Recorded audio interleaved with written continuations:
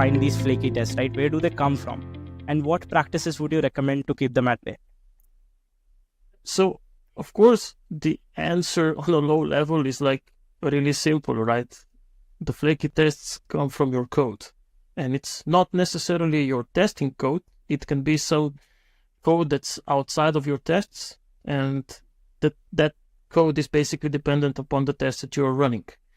And yeah, mostly it comes like from two factors, right?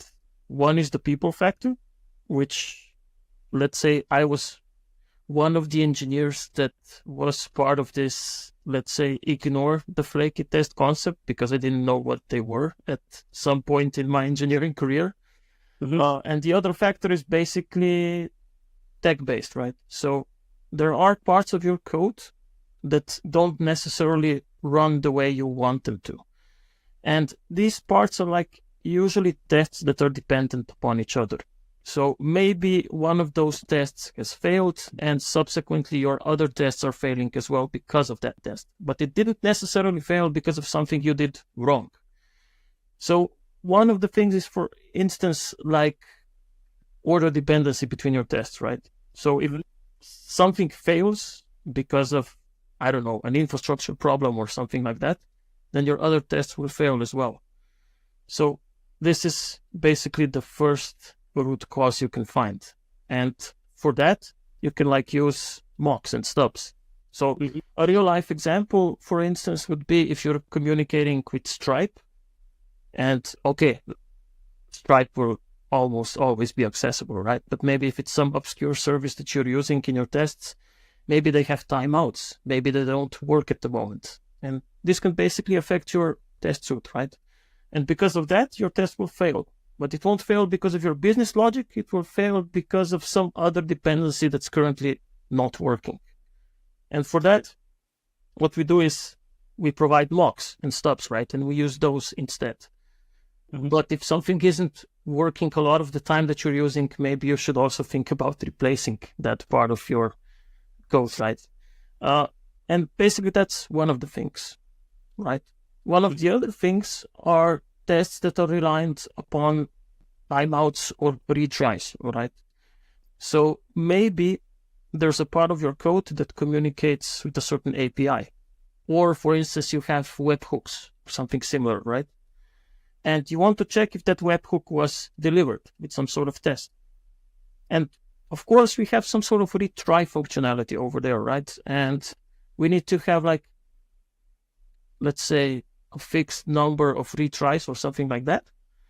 And if those fail, then your test did fail. But maybe there's another cause why the test failed, right? So there's one thing.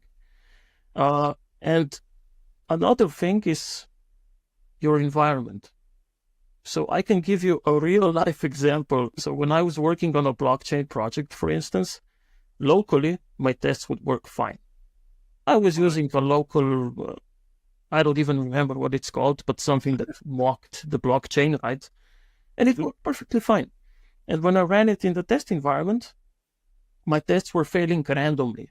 So sometimes it would go through, sometimes it wouldn't. And the solution at that point in time, because obviously I didn't have the time to fix it, was just to rerun them.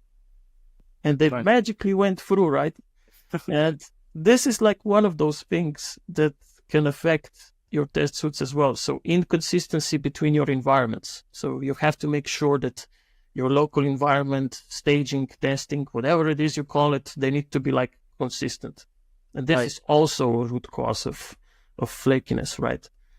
And yeah, of course, I talked about dependencies there. Like you need to isolate your tests. You don't want a lot of dependencies between them because that can like cause havoc.